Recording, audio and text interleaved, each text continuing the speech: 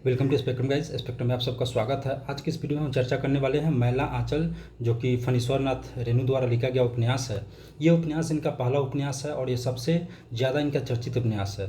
देखिए, जैसे मैंने हिंदी साहित्य का जो क्लास कराया था उसमें मैंने चर्चा किया था गोदान को लेकर के, और इस गोदान को लिखा था मुंशी प्रेमचंद जी ने। किसने लिखा था?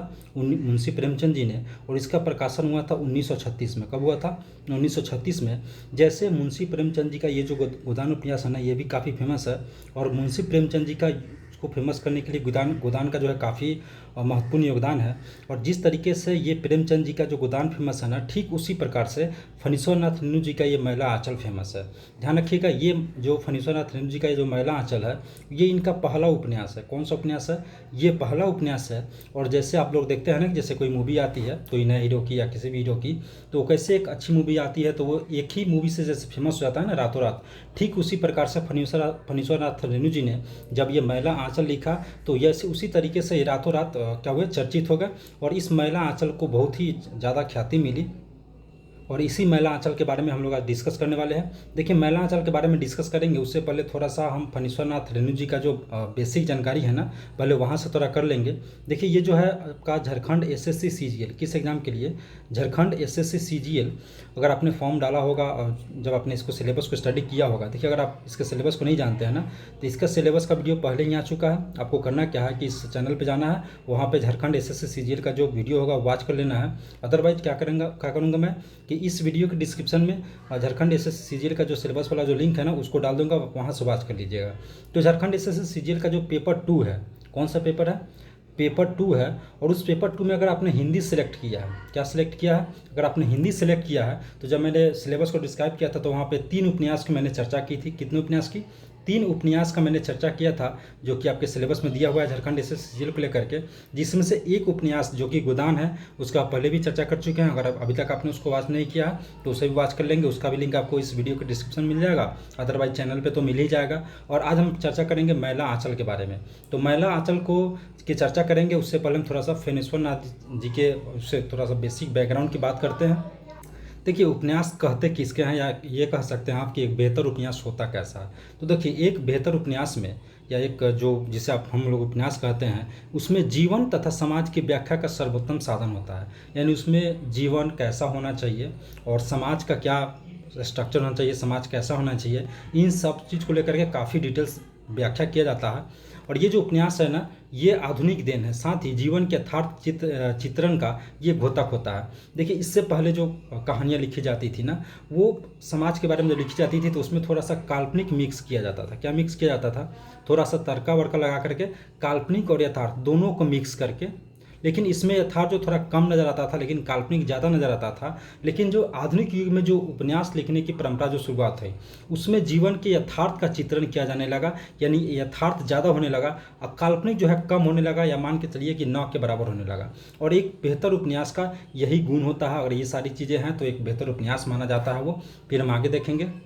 बात करते हैं फणीश्वर नाथ जी के रेणु का जो जन्म कब हुआ था। तो इनका जन्म 4 अगस्त 1921 को हुआ था। कब हुआ था? 4 अगस्त 1921 को हुआ था। डेट याद रखिएगा, अगर आपसे एग्जाम में पूछता है कि फणीश्वर नाथ रेणु जी का जन्म कब हुआ था, तो इनका जन्म 4 मार्च 1921 को हुआ था। और ये हुआ था बिहार के अररिया ज़िले में फॉरबिसगंज के नाम के पास एक गांव है, जिस गांव का नाम है औराही हिंगना, और यहीं पे इनका जन्म हुआ था। अगर इनके शिक्षा की बात करें तो इनका शिक्षा भारत और नेपाल में हुआ था। कहाँ कहाँ पे हुआ था? भारत और नेपाल में हुआ था। देखिए, ये जो बेसिकली जो आपका मैला आंचल जो उपन्यास है ना, ये बिहार के बारे में है। किसके बारे में है? बिहार के बारे में। और इसमें भी उत्तरी बिहार के बारे में। किसमें? उत्तरी बिहार के बारे में। और ये एरिया जो है ना, उत्तरी बिहार जो है नेपाल से सटा हुआ एरिया है। इसीलिए इनका जो शिक्षा हुआ ना, भारत और नेपाल दोनों में हुआ है। इनकी प्रारंभिक शिक्षा जहाँ इनका जन्म हुआ था फॉरबिसगंज तथा अररिया डिस्ट्रिक्ट में, वहीं पे इनका जन्म होता है। देखिए, अररिया डिस्ट्रिक्ट अब जो है आपका पूर्णिया डिस्ट्रिक्ट हो गया, ठीक है, ये पूर्णिया हो गया। और ये आपका प्रारंभिक इनकी शिक्षा हुई वो आपका फॉरबिसगंज और अररिया ज़िले में हुई थी। इन्होंने मैट्रिक की परीक्षा पास किया, नहीं मैट्रिक बोर्ड का इन्होंनने एग्जाम दिया विराटनगर आदर्श विश्वविद्यालय नेपाल से। कहाँ से? ध्यान रखिएगा, इन्होंने नेपाल से अपने बोर्ड का एग्जाम दिया था। उस यूनिवर्सिटी का नाम क्या था? विराटनगर आदर्श विश्वविद्यालय। इसके अलावा उन्होंने इंटरमीडिएट यानी इंटर जो किया वो काशी हिंदू विश्वविद्यालय से किया था, और 1942 में इन्होंने किया था। तो आई होप कि यहाँ तक कोई दिक्कत नहीं हुआ होगा। देखिए, फणीश्वर नाथ रेणु जी का जो जीवन है ना, वो काफ़ी उतार चढ़ाव और संघर्षों से भरा हुआ जीवन है। ये सिर्फ ये इन्होंने और सारे भी कई सारे राजनीतिक और सामाजिक आंदोलन में ये काफ़ी बढ़ चढ़ के भाग लिया था। 1942 में जो भारत छोड़ो आंदोलन हुआ था ना, इसमें फणीश्वर नाथ रेणु जी ने काफ़ी सक्रिय रूप से भागीदारी निभाई थी। यहाँ तक कि जो नेपाल में राणाशाही विद्रोही आंदोलन हुआ था, इसमें भी, जो कि 1950 में हुआ था, इसमें भी फणीश्वर नाथ रेणु जी ने काफ़ी बढ़ चढ़ के हिस्सा लिया था, अपनी भागीदारी दी थी। राजनीति में ये जिस विचारधारा के समर्थक थे, वो विचारधारा था प्रगतिशील विचारधारा। यानी फणीश्वर नाथ रेणु जी का मानना था कि राजनीति में जो प्रगतिशील विचारधारा है वो बेटर है, और इसी के ये समर्थक भी थे। सन 1953 में वे साहित्य के सृजन में, यानी वो इससे पहले, यानी 1953 से पहले इन्होंने कोई भी साहित्य का सृजन नहीं किया। साहित्य के सृजन के क्षेत्र में ये कब आते हैं? 1953 में आते हैं। कहानी, उपन्यास और निबंध आदि विविध साहित्यिक विधाओं के मौलिक रचनाएं प्रस्तुत की, यानी कि 1953 में जब ये साहित्य सृजन के क्षेत्र में आते हैं, उसके बाद इन्होंने कई सारे कहानियाँ लिखी, कई सारे उपन्यास लिखे, इसके अलावा कई सारे उपबंध निबंध भी लिखे। इनकी एक कहानी थी तीसरी कसम। क्या नाम था उस कहानी का? तीसरी कसम। और इस कहानी पे एक मूवी बनाई गई थी, और उस मूवी को जो निर्देशित किया था, यानी फिल्म बना था, और उसके निर्देशक के थे बासु भट्टाचार्य। और इसके अलावा इसका जो इस फिल्म का जो निर्माता थे वो शैलेंद्र थे, और शैलेंद्र जो थे एक सुप्रसिद्ध गीतकार थे। यह फिल्म हिंदी सिनेमा में मील का पत्थर साबित हुआ। क्या साबित हुआ? यह जो फिल्म था ना, यानी तीसरी कसम पर जो मूवी बनी थी, जिसको बासु भट्टाचार्य और शैलेंद्र जी ने बनाया था, ये हिंदी सिनेमा में मील का पत्थर साबित हुआ। हालांकि ये मूवी जब पहले बनी तो फ्लॉप हो गई, और फिर उसके बाद जब दूसरी बार ये रिलीज हुई तो ये काफ़ी फेमस हुआ। इस मूवी में हीरामन और हीराबाई, इन दोनों के प्रेम कथा की चर्चा की गई है। हीरामन और हीराबाई को इस प्रेम कथा ने प्रेम का एक अद्भुत दुखांत कसक से भरा आख्यान है। यानी इस मूवी में जो ये जो मूवी बनी थी तीसरी कसम को लेकर के, इसमें हीरामन और हीराबाई की कहानी को, उनके बीच जो प्रेम कथा है उसको दिखाया गया था, और एक काफ़ी बेहतर तरीके से और काफ़ी अच्छी कहानी थी। उसके अलावा इनको फणीश्वर नाथ रेणु जी को पद्मश्री से भी सम्मानित किया गया था, और ये इनके प्रथम उपन्यास जो कि मैला आंचल है उसको लेकर के इनको पद्मश्री से सम्मानित किया गया था। इस चीज़ का आप लोग ध्यान रखेंगे। और इनकी मृत्यु, यानी फणीश्वर नाथ रेणु जी की मृत्यु होती है 11 अप्रैल 1977 को। कब होती है? 11 अप्रैल 1977 में। और इनकी मृत्यु कहाँ पर होती है? पटना में होती है, जो कि बिहार की राजधानी है। इसके अलावा इनके कुछ और रचनाएं और उनके उपन्यासों को देखेंगे, जैसे एक तो इन्होंने, आज हम चर्चा करने वाले हैं मैला आंचल, इसको तो लिखा था। इसके अलावा इन्होंने परिकथा लिखा था, दीर्घ तपा लिखा था, कितने चौराहे लिखे थे इन्होंने। इसके अलावा कलंक मुक्ति और जुलूस, ये इंपॉर्टेंट उपन्यास हैं इनके। ये सारे उपन्यास इन्होंने लिखे थे। आप इसको क्या करेंगे? नोट करके रखेंगे, क्योंकि एग्जाम में आपसे पूछा जाता है। देखिए, एग्जाम में झारखंड SSC CGL नहीं, बल्कि अदर भी आपको एग्जाम बैठते हैं, जहाँ से आपका हिंदी, अगर वहाँ पे आपसे क्वेश्चन पूछा जाता है तो हो सकता है वहाँ से इनके उपन्यासों के लिस्ट दे दिया जाए, या 4 ऑप्शन दे दिए जाएंगे अलग अलग उपन्यासों के, और उसमें से पूछ सकता है आपसे कि हाँ, फणीश्वर नाथ रेणु जी का जो इसमें से कौन सा लिखित उपन्यास है। इन सारी चीज़ों को आप नोट करते चलेंगे, और फिर हम आगे बढ़ेंगे। इसके अलावा इनके हम कहानी संग्रह को देखते हैं, तो कहानी संग्रह में इनका जो इम्पोर्टेंट वन है वो है आपका ठुमरी, अग्निखोर, आदिम रात्रि की महक, एक श्रावणी दोपहरी की धूप। इसके अलावा एक है पका पंचलेख। तो ये ध्यान रखेंगे, ये इनकी कहानी संग्रह है। यानी फणीश्वर नाथ रेणु जी ने कौन कौन से कहानी संग्रह लिखी थी? डुमरी, अग्निखोर, आदिम रात्रि की महक, एक श्रावणी दोपहरी धूप और पंचलेख। मैला आंचल जो इनका उपन्यास था ना, ये इनका जो पहला उपन्यास था, इस उपन्यास का प्रकाशन किया था राजकमल प्रकाश ने, और ये प्रकाशन हुआ था कब? 1954 में। तो ध्यान रखिएगा, मैला आंचल का प्रकाशन किस प्रकाशन ने किया था? तो राजकमल प्रकाशन। और ये प्रकाशन कब हुआ था? तो ये प्रकाशन आपका हुआ था 1954 ईस्वी में। आई होप कि अभी तक मैंने जो बताया उसमें आपको कहीं से इशू नहीं हुआ होगा। देखिए, अगर कहीं पर भी इशू होता है तो कमेंट सेक्शन आपके लिए खुला हुआ है, कमेंट सेक्शन में जाइए, वहाँ पर कमेंट करके आप क्वेश्चन पूछ सकते हैं, और नेक्स्ट वीडियो में आपको उसका सॉल्यूशन मिल जाएगा। अब हम बात करते हैं, ये जो मैला आंचल जिसको फणीश्वर नाथ रेणु जी ने लिखा, ये एक प्रतिनिधि उपन्यास है। और इसके अलावा ये जो उपन्यास है ना, ये एक आंचलिक उपन्यास है। हम आगे चर्चा करेंगे कि आंचलिक उपन्यास क्या होता है। और ये जिनका उपन्यास है मैला आंचल, ये हिंदी का एक श्रेष्ठ और सशक्त उपन्यास माना जाता है। कौन सा उपन्यास माना जाता है? एक हिंदी का ये एक श्रेष्ठ और सशक्त उपन्यास है। देखिए, आंचलिक उपन्यास उसे बोलते हैं ना, वैसा उपन्यास जिस उपन्यास में पात्र और जो घटना होता है ना वो गौण हो जाता है। यानी कि इस उपन्यास का मेन उद्देश्य पात्र को दर्शाना या घटना को दर्शाना नहीं होगा, ठीक है। इस उपन्यास में अंचल की जो सामाजिक और सांस्कृतिक, इसके अलावा आर्थिक और भौगोलिक जो पहचान होती है ना, उसको मेन मेन रील में रखा जाता है। यानी कि इसमें अंचल विशेष की बात की जाती है और अंचल विशेष में जो उनकी सामाजिक स्थिति होती है, कौन सी स्थिति होती है, इनके सामाजिक स्थिति की खास करके चर्चा की जाती है। इसके अलावा इनके सांस्कृतिक की बात की जाती है, इसके अलावा इनके आर्थिक स्थिति की बात की जाती है और साथ ही इनके भौगोलिक स्थिति की भी बात की जाती है। कौन कौन से बात की जाती है? सामाजिक, सांस्कृतिक, आर्थिक और भौगोलिक। इसमें जो है ना आपको पात्र को गौण कर दिया जाता है, यानी इसमें जो जैसे जो कैरेक्टर होता है ना, जिस पात्र को निभा रहा है, वो इसमें इंपॉर्टेंट नहीं रखा जाता है। जब आपने अगर गोदान देखा होगा, गोदान को जो इसमें लेक्चर आया था उसमें आपने देखा होगा, तो उसमें हमने पात्र परिचय की बात किया होगा। किसकी बात की होगी? पात्र परिचय की बात की होगी। लेकिन आंचलिक उपन्यास जो होता है ना, उसमें पात्र को गौण करके उसका जो मेन फोकस होता है वो अंचल पे कर दिया जाता है। कहाँ पे कर दिया जाता है? अंचल पे कर दिया जाता है, या कह सकते हैं कि एक क्षेत्र विशेष पे कर दिया जाता है। कहाँ पे कर दिया जाता है? एक क्षेत्र विशेष पे कर दिया जाता है। और ये जो कहानी है ना, ये बिहार की एक छोटे से गांव की है, अररिया जिले की, और उसी क्षेत्र विशेष की इसमें काफ़ी बात की गई है। नेपाल की सीमा से सटे उत्तर पूर्वी के एक पिछड़े ग्रामीण अंचल को पृष्ठभूमि बनाकर रेणु जी ने वहाँ के उनके जीवन का अत्यंत जो जीवंत और मुखर चित्रण किया है, जिसमें वह स्वयं ही घनिष्ठ रूप से जुड़े हुए हैं। जैसे कि मैंने बताया कि आंचलिक उपन्यास में उसके पात्र को गौण करके और वहाँ के जो सामाजिक, सांस्कृतिक, आर्थिक और भौगोलिक है, या इन शॉर्ट आप कह सकते हैं वहाँ के जो अंचल और क्षेत्र विशेष की जो बात है ना, उसको आगे किया जाता है, उसको पृष्ठभूमि बना करके और ऐसा उपन्यास लिखा जाता है। और रेणु जी ने ये पहले बार ऐसा किया था कि इन्होंने अंचल उपन्यास लिखा था, क्योंकि जिस दौर में इन्होंने आंचलिक उपन्यास लिखा था उस दौर में ऐसा लिखना कोई छोटी मोटी बात नहीं थी। इन्हें बहुत सारे प्रॉब्लम फेस करने पड़ते थे और इन्होंने इसमें काफ़ी इनके जीवन का जो अत्यंत जीवंत है और मुखर चित्रण किया था और यथार्थ के रूप में चित्रण किया था। और स्वयं ही इससे ये जो कहानी है, मतलब कहने का मतलब ये होगा कि ये जो सिचुएशन है इनसे ये काफ़ी घनिष्ठ रूप से जुड़े हुए थे। सन 1954 में इस उपन्यास की कथा वस्तु बिहार राज्य के पूर्णिया जिले के मेरीगंज की ग्रामीण जिंदगी से संबंध है। यानी कि इसमें जो 1954 में जो फणीश्वरनाथ रेणु जी ने जो उपन्यास लिखा महिला आंचल, इसमें जो बेसिकली कहानी बताई गई है या जिसके बारे में चर्चा किया गया है, ये कथा वस्तु है आपके बिहार राज्य के पूर्णिया जिले की। किस जिले की? पूर्णिया जिले की। और इस गांव का नाम है मेरीगंज। ध्यान रखेंगे, मेरीगंज कौन सा जिला? पूर्णिया। और ये बिहार राज्य में पड़ता है, खास करके बिहार के उत्तरी बिहार में। यह स्वतंत्र होते हैं और उसके तुरंत बाद के भारत के राजनीतिक, आर्थिक और सामाजिक परिदृश्य का ग्रामीण संस्करण है। इसमें जो बात किया गया है ना, इसमें देखिए, इसमें कहानी अंग्रेज के पहले से शुरू होता है और जब हमें आज़ादी मिलती है ना उसके बाद तक इसमें कहानी कही गई है।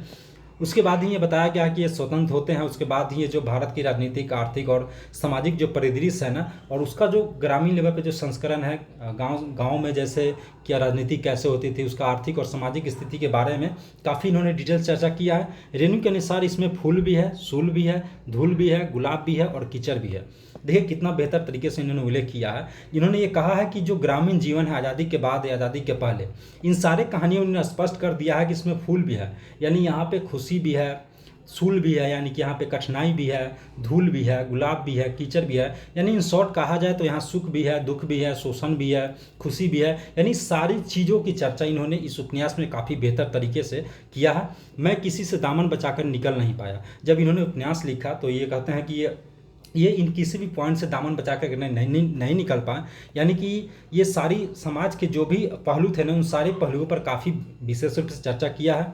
ये कहते हैं कि इसमें गरीबी, रोग, भुखमरी, जहालत, धर्म की आड़ में हो रहे व्यभिचार, शोषण, ब्रह्मांड और अंधविश्वास आदि का चित्रण किया है। इसमें जो महिला आंचल में रेणु जी ने जो उपन्यास लिखा और उसमें जो इन्होंने कहानी बताया है, इसमें इन्होंने ये पहले तो ये कहा कि इसमें फूल भी है, सूल भी है, धूल भी है, कीचड़ भी है, गुलाब भी है। इसके अलावा लोग कहते हैं कि ये जो है ना, इस कहानी उपन्यास में जो दर्शाया गया है, इसमें ये बताया गया है कि ग्रामीण जीवन में तो गरीबी है ही, इसके अलावा रोग भी है, भुखमरी भी है, जहालत यानी कि अनपढ़ है, धर्म को लेकर के जो व्यभिचार हो रहा है, जो शोषण हो रहा है, जो अंधविश्वास का एक खेल खेला जा रहा है ना, इन सारे चीज़ों का इन्होंने इस उपन्यास में काफ़ी बेहतर तरीके से चित्रण किया है। शिल्प की दृष्टि से इसमें फिल्म की तरह घटनाओं के बाद एक के बाद एक घटकर विलीन हो जाती है और दूसरी पर आम जाती है। देखिए जैसे आप मूवी देखते हैं ना, तो कैसे ये अगर खास करके हीरो को मान के लेके चलते हैं तो हीरो की एक प्रॉब्लम खत्म होती है, फिर जस्ट उसके बाद उसकी दूसरी प्रॉब्लम शुरू हो जाती है। आप इसे रियल लाइफ में भी देखेंगे कि ऐसे कई सारे लोग होते हैं जिनकी एक प्रॉब्लम खत्म नहीं होती और दूसरी समस्या उनकी शुरू हो जाती है। तो इस उपन्यास में शिल्प की दृष्टि से जब इसे देखा जाता है तो इसमें ऐसे चित्रण किया गया है ना कि वहाँ पर एक घटना जो है घटती है यानी एक प्रॉब्लम, एक समस्या खत्म होती है, जैसे ही समस्या खत्म होती है कि दूसरी समस्या स्वतः प्रारंभ हो जाती है। इसमें घटना प्रधानता है किंतु कोई केंद्रीय चरित्र या कथा नहीं है। देखिए इसमें घटना को, काफ़ी घटना का जिक्र किया गया, इसमें कोई केंद्रीय चित्रण नहीं किया गया है, केंद्रीय जो कथा है वो नहीं कहा गया है। इसमें नाटकीयता और किस्सागोई शैली का प्रयोग भी किया गया, यानी कि इसमें एक नाटकीय स्वरूप भी दिया गया है, लेकिन ध्यान रखिएगा इसमें यथार्थ काफ़ी करीब से और काफ़ी जीवंत और मुखर चित्रण किया गया है। इसे हिंदी में आंचलिक उपन्यासों के प्रवर्तक का श्रेय दिया जाता है। मैं पहले ही बता चुका हूँ कि आंचलिक उपन्यास किसे कहते हैं, जिसमें पात्र को गौण करके और किसी अंचल या क्षेत्र विशेष को जब आगे किया जाता है ना, उसको पृष्ठभूमि बना करके जब उपन्यास लिखा जाता है तो उसे हम आंचलिक उपन्यास कहते हैं। देखिए ये जो उपन्यास लिखे हैं फणीश्वरनाथ रेणु जी ने, कथा शिल्पी फणीश्वरनाथ रेणु की इस युगांतरकारी औपनिवेशिक कृति में कथा शिल्प के साथ साथ भाषा शिल्प, शैली शिल्प का जो विलक्षण सामंजस्य है, जो जितना सहज और स्वाभाविक है उतना ही प्रभावकारी और मोहक भी है। इन्होंने इस उपन्यास में सारी चीज़ों को मिलाने का प्रयास किया है। इसमें क्लियरली लिखा हुआ है कि कथा शिल्प के साथ साथ भाषा शिल्प, यानी कि भाषा क्या होनी चाहिए, इस उपन्यास की शैली की बात करें हम तो इसकी शैली का, और इसके अलावा जो स्वाभाविक होता है, जो नॉर्मल स्थिति में होती है, इसके अलावा इसके प्रभावशाली बातों की भी चर्चा की गई है। इन शॉर्ट इस जो फणीश्वरनाथ रेणु जी ने मैला आंचल लिखा ना, उसमें सारे आयामों की इनको ये मिला करके और इन्होंने काफ़ी बेहतरीन उपन्यास लिखा है। रेणु एक गांव की कहानी के माध्यम से स्वयंवर भारत के गांव में जन्मे राजनीतिक चेतना व अंतर्विरोधों को दर्शाता है। यानी रेणु जी ने जो कहानी लिखा उसमें इन्होंने गांव को आधार बनाया और इस गांव के माध्यम से इन्होंने ये बताया कि स्वतंत्रता के बाद भी जो गांव में जो राजनीतिक चेतना जागी और उसके जो अंतर्विरोध हुए, इन सारी चीज़ों को इन्होंने इस उपन्यास में दर्शाने का प्रयास किया है। भारत की स्वतंत्रता इस उपन्यास को 2 खंडों में बांट देती है। गांधी जी की हत्या के साथ ही उपन्यास अपने अंत की ओर पहुंचता है और साथ ही पतन होता है उस आदर्श राजनीति का जिसका उन्होंने कभी स्वप्न देखा होगा। यानी कि भारत की स्वतंत्रता को अगर इस उपन्यास को उसको रूप में लेकर के देखें तो उसे 2 खंडों में विभाजित किया जाता है। और ये जो उपन्यास है ना, वो गांधी जी की हत्या के साथ ही उपन्यास जो है अपने अंत की तरफ यानी समाप्ति की तरफ मूव कर जाता है। मैला आंचल का नायक एक युवा डॉक्टर है जिसका नाम है प्रशांत बनर्जी। ध्यान रखिएगा, मैला आंचल का जो नायक है कौन है, मैला आंचल का जो नायक है वो कौन है, प्रशांत बनर्जी। क्या नाम है इसका, प्रशांत बनर्जी। देखिए मैं जितने भी कैरेक्टर को दर्शाऊंगा ना, बताऊंगा, उसको आप लोग नोट करते चलेंगे। तो मैला आंचल का नायक कौन है, प्रशांत बनर्जी। और ये कौन है, एक डॉक्टर है, एक युवा डॉक्टर है। ठीक है, आई होप कि ये आपको भोर नहीं पड़ाएगा, कभी एग्जाम में आपसे पूछ देता है कि मैला आंचल में नायक का नाम क्या है, तो नायक का नाम होगा आपका प्रशांत बनर्जी, जो कि एक युवा डॉक्टर है जो अपनी शिक्षा पूरी करने के बाद पिछड़े गांव में अपने कार्य क्षेत्र के रूप में चुनता है तथा इसी क्रम में ग्रामीण जीवन के पिछड़ेपन, दुख, दैन, अभाव, अज्ञान, अंधविश्वास के साथ तरह तरह के सामाजिक शोषण चक्रों में फंसी हुई जनता की पीड़ाओं और संघर्षों को उसका साक्षात्कार होता है। देखिए ये जो मैला आंचल है, इसमें एक जो नायक है उसका नाम है प्रशांत बनर्जी, जो कि एक युवा डॉक्टर है और ये फॉरेन से यानी विदेश से डॉक्टरी पढ़ के आता है। और डॉक्टरी पढ़ने के बाद भी ये अपने इसका जो डॉक्टरी का जो पेशा है वो विदेशों में न रह करके ये अपने गांव की तरफ मूव करता है। और ये गांव में जो विशेष रूप से ये कार्य क्षेत्र में इसका जो गांव है, वहाँ पे जो ग्रामीण जीवन में जो पिछड़ापन है, जो ग्रामीणों का दुख है, जो उनमें अज्ञानता है, जो उसमें अंधविश्वास है, जैसे जादू टोना की बातें हैं, इन सारी ये जो सामाजिक जो चक्र है, शोषण का जो चक्र है ना, इन सारी पीड़ाओं से वो निकालना चाहता है अपने गांव को। कथा का अंत इस असमय संकेत के साथ होता है कि युगों में सोई हुई ग्राम चेतना तेजी से जाग रही है। अब हम थोड़ा सा कंपेरिजन देखते हैं कि गोदान और मैला आंचल को लेकर के। देखिए मैला आंचल का प्रकाशन होता है 1954 में। कब इसका प्रकाशन होता है, 1954 में, जबकि गोदान का प्रकाशन होता है 1936 में। कब होता है, 1936 में। इसमें जो कॉमन चीज़ है ना, उससे आप लोग ध्यान नोट करते चलेंगे। गोदान का प्रकाशन कब होता है, 1936 में, और मैला आंचल का प्रकाशन होता है 1954 में। मैला आंचल को किसने लिखा, फणीश्वरनाथ रेणु जी ने, और इनका ये पहला उपन्यास था, जबकि गोदान जो है वो प्रेमचंद जी का उपन्यास है और ये इनका अंतिम उपन्यास है। देखिए अगर उपन्यास की दृष्टि से जो स्थान प्रेमचंद जी के गोदान को मिलता है, ठीक वैसा ही स्थान मैला आंचल को मिलता है जिसको फणीश्वरनाथ रेणु जी ने लिखा है। ये ठीक है कि गोदान थोड़ा सा जितना ख्याति गोदान को मिला उतना मैला आंचल को नहीं मिला, लेकिन अगर कहा जाए उपन्यास के क्षेत्र में कि गोदान के बाद सेकंड स्थान पे कौन आता है, दूसरे स्थान पर अगर किसी इम्पोर्टेंट और महत्वपूर्ण या फेमस अगर किसी उपन्यास की बात कहने की बात है तो ऑफकोर्स इसमें कोई डाउट नहीं है, कि मैला आंचल ही होगा। मैला आंचल के विभिन्न पाठों अध्ययनों के गहन सर्वेक्षण के बाद यह कहना अतिशयोक्ति नहीं होगा कि रेणु जी के पहले उपन्यास ने न्यूनाधिक बड़ी ख्याति प्राप्त है, जो प्रेमचंद के अंतिम उपन्यास को, जैसे मैंने अभी कहा कि ये जो मैला आंचल फणीश्वरनाथ रेणु जी ने लिखा और इनको वही ख्याति प्राप्त है जो मुंशी प्रेमचंद जी के गोदान को प्राप्त है। ठीक है, उनसे थोड़ा सा इनके कम प्राप्त है, अगर लेकिन ये कहा जाए कि मुंशी प्रेमचंद जी का जो गोदान है उसके बाद उतनी ख्याति उसके बाद किसको प्राप्त होती है, तो ऑफकोर्स वो आपका मैला आंचल ही हो जाएगा। कम से कम यह तो कहा ही जा सकता है कि हिंदी साहित्य में गोदान के बाद दूसरा महत्वपूर्ण उपन्यास मैला आंचल है। मैंने अभी आपको बताया कि अगर आपसे बात की जाए कि गोदान के बाद दूसरा सबसे महत्वपूर्ण या सबसे इम्पोर्टेंट उपन्यास कौन है, तो वो फणीश्वरनाथ रेणु द्वारा लिखा गया मैला आंचल है। इन दोनों ही उपन्यासों को हिंदी जाति के जटिल वैशिष्ट को दुनिया के सम्मुख लाने का गौरव प्राप्त है। यानी कि इन दोनों उपन्यास में विशेष रूप से जो हिंदी जाति को लेकर के जो जटिलता है ना, उसको इन्होंने क्या किया कि दुनिया के समस्त ये जो लाए उसका ये गौरव प्राप्त होता है। कहानी जो मैला आंचल में है ना, वो कहानी शुरू होती है आज़ादी के कुछ समय पहले से, यानी जब भारत को आज़ादी मिली 1947 में, तो इससे ठीक पहले से थोड़े दिन पहले से कहानी मैला आंचल की शुरू होती है। इससे अंग्रेज का राज का करने का तरीका देखने का मौका मिलता है और साथ ही कांग्रेसी गतिविधियों को दिखाया जाता है। यानी इस कहानी में, ये जो मैला आंचल कहानी है ना, इसमें अंग्रेजों के थोड़े दिन जब हमें आज़ादी मिली, यानी अंग्रेजों के राज करने का तरीका भी बताया गया है। देश की आज़ादी होने से पहले से शुरू होती है और जब हमें स्वतंत्रता मिली उसके बाद भी ये चर्चा किया था। इस उपन्यास में इन दोनों पहलुओं को दिखाया गया है और इसमें राजनीतिक चेतना, धार्मिक चेतना, इन सारे चीज़ों की चर्चा की गई है। और इसमें यह भी बताया गया है कि कैसे कांग्रेसी गतिविधि गाँव में होता है। इसके अलावा जो कम्युनिस्ट विचारधारा के जो पार्टी है, जो उनकी भी चर्चा की गई है। जब कांग्रेस बाद में सोशलिस्ट पार्टी ने गांव में अपने झंडे गाड़ दिए, यानी सबसे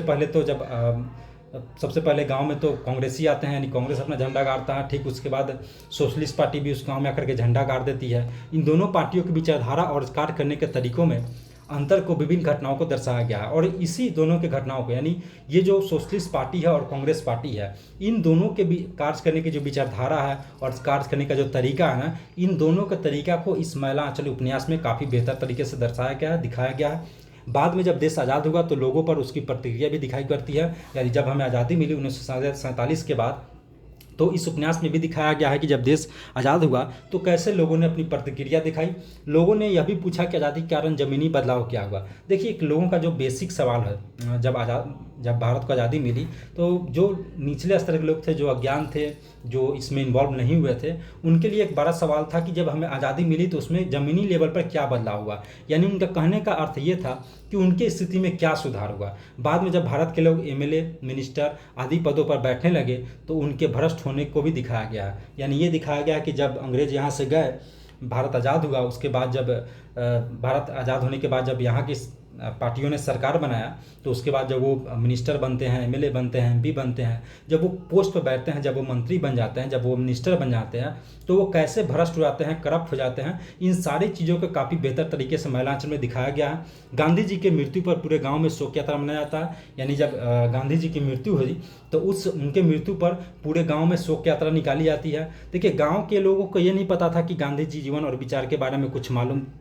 नहीं था। देखिए, गांव के जो लोग थे, जो मैला आंचल में जो दिखाया गया है कहानी के जरिए इस उपन्यास में, उसमें ये बताया गया है कि गांव के जो लोग थे ना, गांधी जी के बारे में कुछ भले ही कुछ ज़्यादा नहीं जानते थे, उनका जीवन, उनकी विचारधारा, इन सारी चीज़ों के बारे में ज़्यादा कुछ नहीं जानते थे। बस वो इतना जानते थे कि गांधी जी एक महापुरुष है और बस इतना ही उनको मालूम था। और जब गांधी जी की मृत्यु होती है तो पूरे गाँव में गांधी जी को लेकर के शोक यात्रा निकाला जाता है। ये जो कहानी है मैला आंचल में, ये उत्तर पूर्वी बिहार के कोसी नदी के शोक से ग्रसित पूर्णिया जिले के एक छोटे से गाँव की है। और वो गांव है आपका मेरीगंज। कौन सा गांव है? गांव का नाम क्या है? मेरीगंज। उत्तर पूर्वी बिहार में कोसी नदी से लगता हुआ जिला है पूर्णिया जिला। वहीं के एक छोटे से गांव से मेरीगंज की एक कहानी है। मेरीगंज में अस्पताल खुलने और उसके पश्चात यहाँ के लोगों और उनके साथ होती घटनाओं पर आधारित है। यानी कि मेरीगंज गांव में एक अस्पताल खुलता है और उस अस्पताल खुलने के बाद यहाँ लोगों के साथ जो घटना होती है, यानी उनका जो शोषण होता है, उनके साथ जो दुर्व्यवहार होता है, इन सारी चीज़ों की चर्चा मैले आंचल में काफ़ी बेहतर तरीके से किया गया है। ये जो गांव के लोग थे ना, वो अंधविश्वासी थे। क्या थे? अंधविश्वासी थे। इसके अलावा जातिगत भेदभाव अत्यधिक थी। आयोग की आप सबको पता होगा कि 1947 यानी आज़ादी के बाद या उससे पहले भी वो जो दौर है ना, वो जातिगत दौर है, वो वहाँ पे काफ़ी जाति को लेकर के काफ़ी भेदभाव मिलता है, अंधविश्वास भी काफ़ी पैमाने पे मिलता है, उनकी शिक्षा, मानसिकता और बुनियादी सुविधाओं पर पिछड़ेपन की छाप है।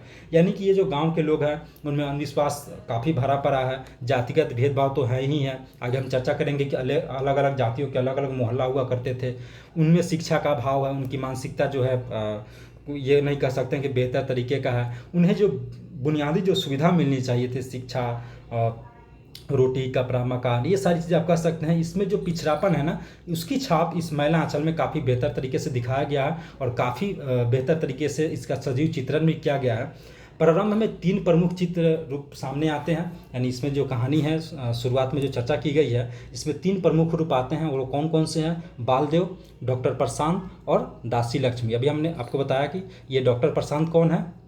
डॉक्टर प्रशांत मैला आंचल का नायक है, इसके साथ ही एक डॉक्टर भी है। और बलदेव जो है ना एक कांग्रेसी कार्यकर्ता है। ध्यान रखिए कैरेक्टर को। बलदेव कौन है? बालदेव कौन है? ये एक कांग्रेसी कार्यकर्ता है। कौन है? कांग्रेसी कार्यकर्ता है। इस कैरेक्टर को आप लोग ध्यान रखेंगे, हो सकता है पात्र आपसे कहीं हो सकता है पूछ दे। तो बालदेव कौन है? ये कांग्रेसी कार्यकर्ता है। गांव में उसका बहुत सम्मान है, ऐसा माना जाता है कि वो हर बात सोच समझ के करता है। देखिए वो कांग्रेस कार्यकर्ता था और गांव में उसका काफ़ी सम्मान होता था। गांव वाले ये समझते थे कि वो जो बात बोलता है वो काफ़ी सोच समझ के बोलता है, डैट मीन्स वो शिक्षित है। लक्ष्मी यानी कि लक्ष्मी जो है, दासी लक्ष्मी जो है, ये महंत सेवादास की एक दासी है। यानी किसकी दासी है? तो लक्ष्मी जो है महंत सेवादास की दासी। आप नोट करते चलेंगे, क्या लिखेंगे? लक्ष्मी कौन है? ये एक दासी है। और किसकी दासी है? महंत सेवादास की। किसकी? महंत सेवादास की।